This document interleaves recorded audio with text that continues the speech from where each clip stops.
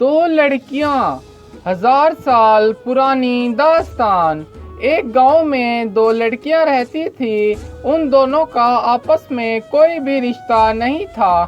ان دونوں لڑکیوں کے گھر پاس پاس تھے کیونکہ وہ ایک ہی گاؤں میں تھی۔ ان دونوں لڑکیوں کے باپ ایک ہی کام کرتے تھے، یعنی کہ مٹی سے سراہی بنانا، گلاس بنانا، قیمتی چیزیں بنانا مٹی سے بیش قیمتی، تو ان کو بازار میں فروخت کرتے اور وہاں کے لوگ ان کو خریدتے، تو یوں ان کا کام اچھا چل رہا تھا۔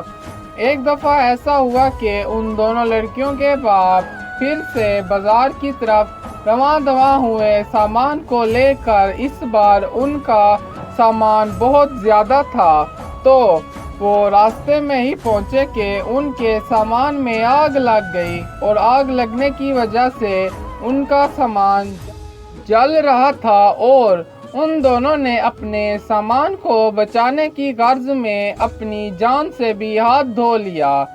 جب یہ خبر گاؤں میں جا پہنچی کہ تم دونوں کے باپ آگ میں جل کر مر گئے ہیں، تو وہ دونوں زندہ ہی لاش بن گئی، یعنی کہ چپ اور گمسم ہو گئی۔ جو دوسروں کو ہنسانے والی اس کی خود کی ہنسی ہمیشہ کے لیے ختم ہو گئی۔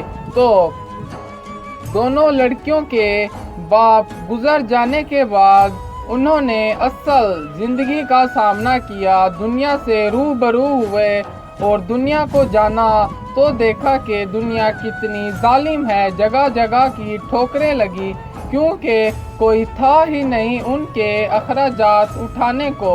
ان کی دونوں مائیں وہ بھی ضعیف ہو چکی تھی اور کوئی بھی کام نہیں کر سکتی تھی، تو انہوں نے مجبوراً آ کر ناچنا شروع کر دیا۔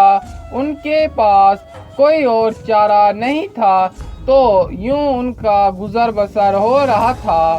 ایک دفعہ وہ شہر میں دونوں گئیں اور وہاں پہ وہ ناچ رہی تھی کہ وہاں کے کچھ لوگ عیاش باز تھے، اس کے ساتھ زور زبردستی کرنے لگ گئے، مگر وہ شریف لڑکیاں اپنی مجبوری میں اس کام کو لیے ہوئے تھی، جس سے وہ تمام لوگ بہت انجان تھے۔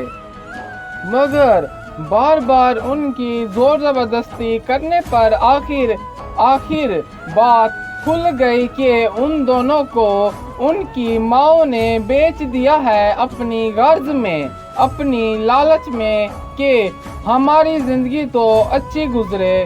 تو یوں وہ بہت دل بردار ہو کے بیٹھ گئی، اور جب لڑکے نے اس کی طرف ہاتھ بڑھایا تو اس لڑکے کو دھکا دے کر وہ دونوں وہاں سے کہیں دور بھاگ گئیں اور ایک دوسرے گاؤں میں جا پہنچی۔ وہاں پر ان کی ایک بزرگ سے ملاقات ہوئی۔ وہ بزرگ بہت اچھا تھا۔ اس گاؤں کا ایک نظام تھا کہ رات کے بعد اس گاؤں میں جو بھی باہر نکلتا تو اس کو سزائے موت دی جاتی، اور اس بات پر وہ دونوں لڑکیاں بہت ہی خوفزدہ، کیونکہ رات کے وقت ہی وہ اس گاؤں میں جا پہنچی۔ انہیں اس گاؤں کی رسم کا نہیں پتہ تھا، تو بوڑھے نے جلدی ان کو اپنے گھر میں بلا لیا اور ساری باتوں سے روبرو کروایا، تو وہ اور بھی ڈر گئی اور بوڑھے کو اپنی ساری مشکل بتائی، تو بوڑھے کی آنکھوں میں آنسو آ گئے۔ اس بوڑھے کی کوئی اولاد نہیں تھی اور اس بوڑھے کی بیوی بھی وفات پا چکی تھی۔